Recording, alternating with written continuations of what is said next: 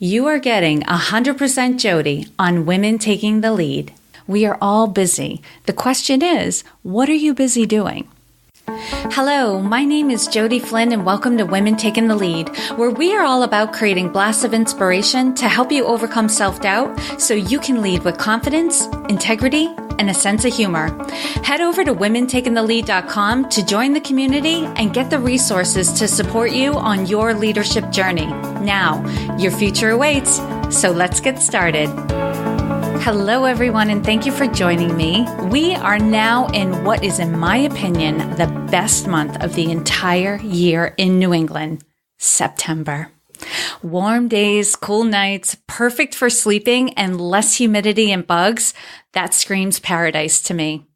The heat and the humidity impact me so dramatically. I actually feel my body release tension when September comes. It's the same feeling in the spring when you've been bracing against the cold for months and you go outside on that first warm day and realize you don't have to hunch in on yourself to stay warm. Instead, you take a breath and your shoulders stay right where they are, relaxed. That is what September is to me. And for those of you who keep saying summer is over and winter is upon us, stop it. We're not there yet. Let's enjoy the fall and all the awesome there is to be had. I chose the topic today because I noticed a lot of activity lately on a post I first released in 2014 titled 5 Reasons Why Having Clear Goals is Critical for Your Business.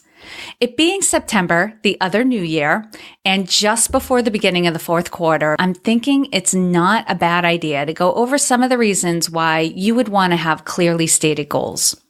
For those of you who've been listening to Women Taking the Lead on the regular, you know I love setting and accomplishing goals. In fact, if someone asks me what my hobbies are or what I do in my free time, the answer I give, a bit tongue-in-cheek but also true, is I set and accomplish goals. Some of the questions that drive me and I want to explore in my lifetime is, who am I? What am I capable of? What can I accomplish when I put my mind to it?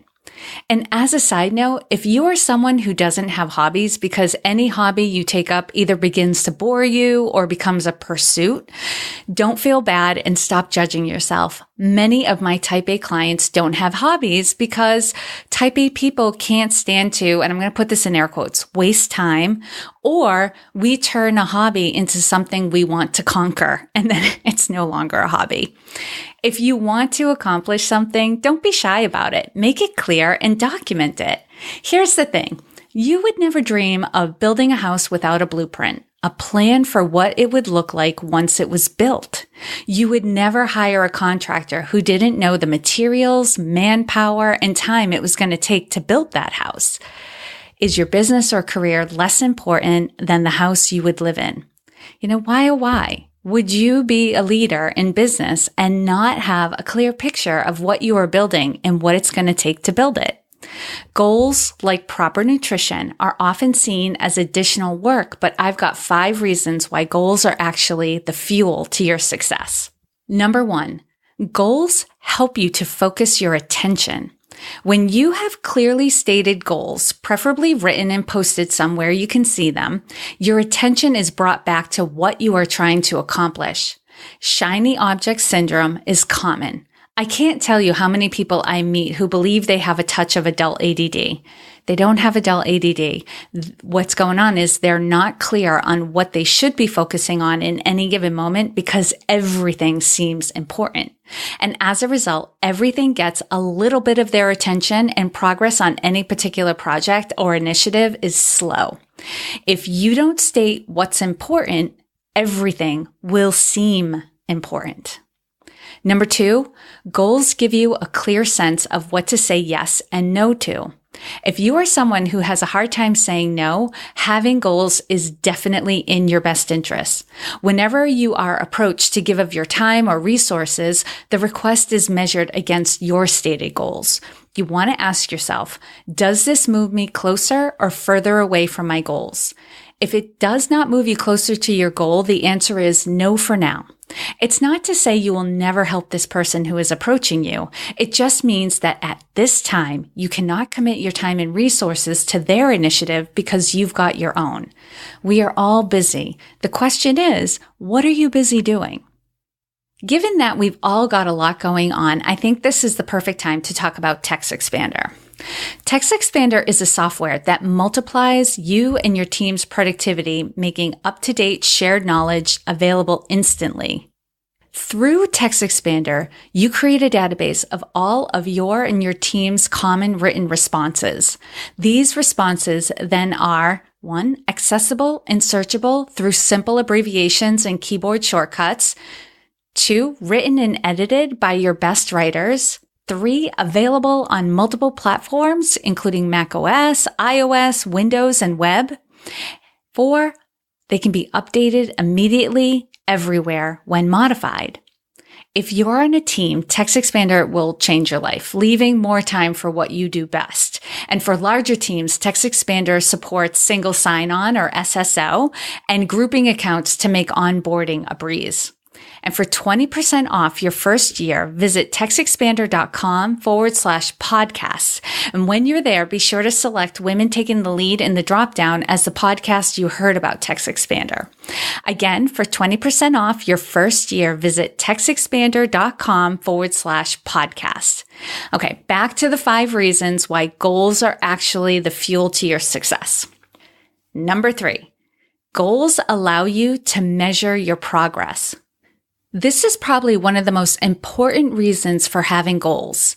Having goals, setting milestones, and timeframes gives you an opportunity to gauge how you are doing against your goal. Rather than having a vague notion of how you're doing, like, I'm really busy, I'm constantly doing stuff, you have a realistic picture from which you can make decisions. From here, you can assess what's working, what's not working, where you may need some help, or perhaps you realize you need to tweak the goal.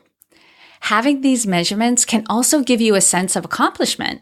Because you've documented where you started from, you can also see how far you've come. This can keep the motivation up when working toward the goal becomes hard. And I did several episodes on the dip that you can refer back to. Number 4, goals can be communicated to employees, partners, contractors, vendors, friends, etc. People want to help. They want to contribute. More often than not, they don't live up to this desire because they are not clear on where they can make an impact.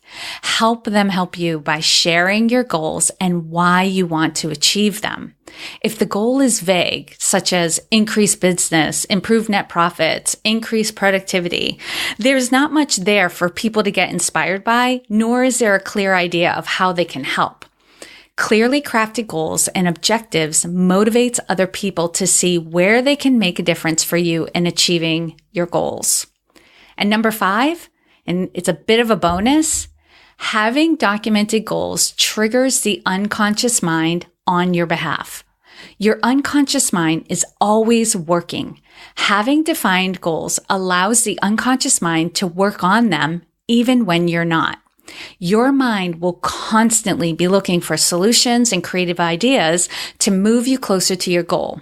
The more clearly the goal or the air quote problem is stated, the better able the unconscious mind is at finding solutions.